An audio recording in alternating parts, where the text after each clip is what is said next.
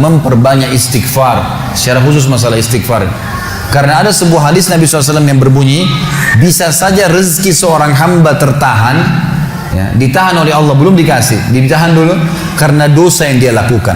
Karena dosa yang dia lakukan. Jadi dosa itu bisa menahan. Bisa saja kita mau coba masuk proyek gagal, coba istighfar kepada Allah SWT. Kan? Jadi memang ada dosa yang mengganjal, intinya begitu. Pernah ada 3 orang datang kepada Hasan Basri rahimahullah, seorang ulama tabi'in yang masyhur. Datang 3 orang ini, dan Hasan Basri ini juga terkenal dengan kesolehannya. Kalau ngomong selalu surga, neraka, rahmat dan taubat dan azab. Itu saja berputar perkataannya Hasan Basri rahimahullah. Jadi orang sering datang ke rumahnya minta nasihat. Ada 3 orang datang satu hari, antri di rumahnya. Yang satu masuk mengatakan, wahai imam, wahai kiai, wahai ustaz, saya sudah lama menikah dengan istri saya ini, tapi belum dapat anak. Sudah 10 tahun nikah nggak dapat anak. Kami sudah ikhtiar ke tabib ini, minum itu, tapi belum juga Allah takdirkan. Apa saran anda? Maka kata Hasan Basri, perbanyak istighfar. Perbanyak ya, bukan kerjakan istighfar, perbanyak. Terus lisanmu astagfirullah wa atubu ilaih, astagfirullah terus diucapin, jangan berhenti. Gitu kan. Maka kemudian keluar orang tersebut. Masuk orang kedua mengatakan, wahai imam, saya sudah lama kena penyakit di perut saya, sakit terus. Kalau sakit saya sampai nggak bisa tahan, rasanya pengen mati saja kena sakitnya. Sudah coba berobat ke sana sini nggak sembuh-sembuh. Apa saran anda? Kata Hasan Basri, perbanyak istighfar. Perbanyak istighfar. Amalin, pulang. Datang orang ketiga mengatakan, wahai imam, saya sudah lama bekerja banting tulang. Mayoritas waktu saya sehari kerja keras, tapi saya tidak pernah kaya seperti fulan. Ditunjuk orang kaya di kota itu, di kota Basra, di Irak. Apa saran anda? Kata Hasan Basri, perbanyak istighfar. Pulanglah 3 orang ini. Lalu kemudian istri Hasan Basri bertanya, wahai suamiku, ketiga orang ini tadi butuh, satu mungkin dikasih modal, mungkin satu ditunjukkan tabib yang tepat, mungkin obat. Kenapa anda cuma suruh istighfar saja? Kenapa enggak istighfar diikutin dengan yang lainnya? Dikasih modal, dikasih obat.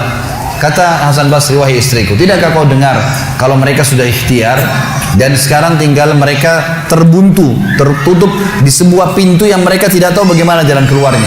Maka saya mengingat firman Allah dalam surah Nuh. Surah Nuh ini surah nomor 71 ya. Ayatnya ayat 10 sampai ayat 12. Nabi Nuh alaihissalam berkata kepada kaumnya tentang istighfar. Surah Nuh surah nomor 71 ayat 7 ayat 10 sampai ayat 12. A'udzu billahi minasyaitonir rajim, faqultu astaghfiru rabbakum innahu kana ghaffara. Yursilis samaa 'alaikum midrara wa yumdidkum bi amwalin wa banin wa yaj'al lakum jannatin wa yaj'al lakum anhara.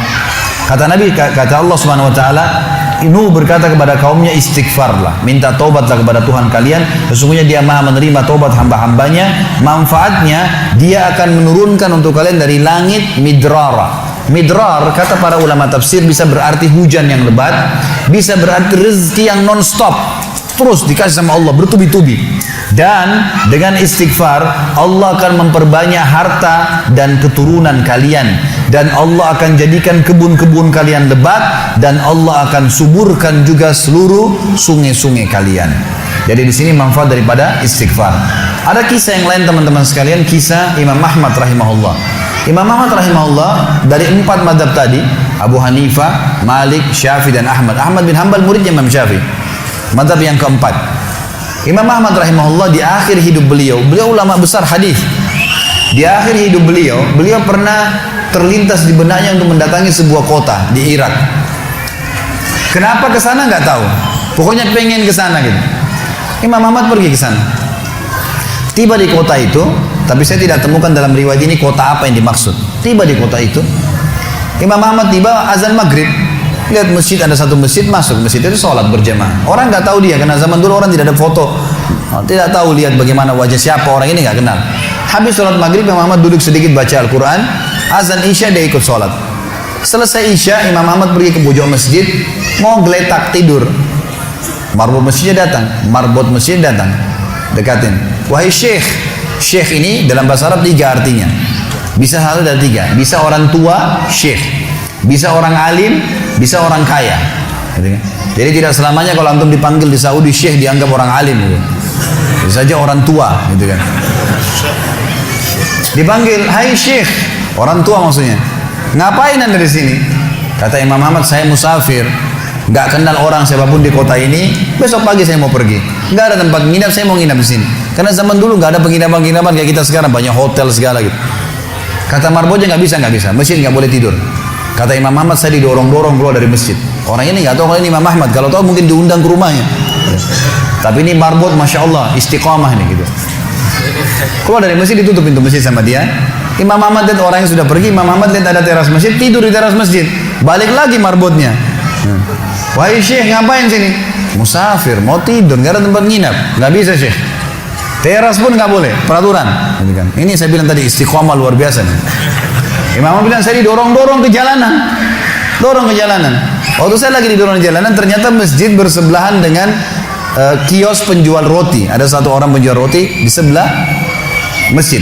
Lalu dia mengatakan, Syekh, dipanggil Imam Ahmad, silakan ke tempat saya. Imam Ahmad pun datang. Dia bilang, saya punya rumah tidak jauh dari sini, ini kios saya, ada ruangan tempat tidur saya. Silakan anda pakai nginap, besok anda mau pulang silakan. Kata Imam Ahmad menceritakan tentang keadaan dia dengan penjual roti ini. Dia bilang, ada satu perilaku penjual roti ini yang unik. Imam Ahmad tertarik dengan itu. Dia bilang, setiap kali orang ini pecahin telur, ngambil terigu, ngambil garam, itu sambil astagfirullah wa atubu ilaih, astagfirullah wa atubu ilaih. Terus lisannya nggak pernah berhenti nih, astagfirullah wa atubu ilaih, kecuali Imam Ahmad bilang, saya ajak ngomong atau dia bertanya pada saya. Kalau berhenti, istighfar lagi. Selalu begini. Kata Imam Ahmad, saya bertanya, sudah berapa lama kau amalkan nih?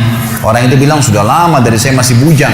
Kebetulan orang ini sudah tua, seumur sama Imam Ahmad, sudah mendekati 60 tahun lebih gitu. Baik, dia bilang, sudah lama, dari saya masih bujang. Kata Imam Ahmad, ma samaratu istighfarik, apa manfaatnya istighfarmu? Apa yang kau dapatkan dengan istighfar yang sebanyak ini? Kata dia, tidak ada apapun yang saya minta kepada Allah kecuali diijabah. Apa saja saya minta Allah kasih, tinggal satu yang belum Allah kasih. Kata Imam Ahmad, apa itu? Dia bilang, saya minta dipertemukan sama Imam Ahmad.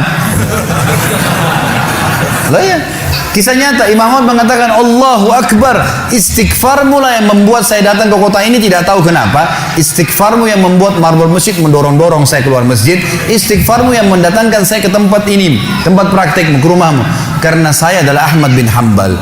Saya adalah Ahmad ibn Hanbal. Bagaimana istighfar teman-teman sekalian mendatangkan rezeki yang luar biasa. Permintaan apapun didatangkan. Seorang alim ulama biasa didatangin, ini malah didatangkan sama Allah ke tempat orang ini karena istighfarnya. Dari memperbanyak istighfar manfaatnya sangat besar.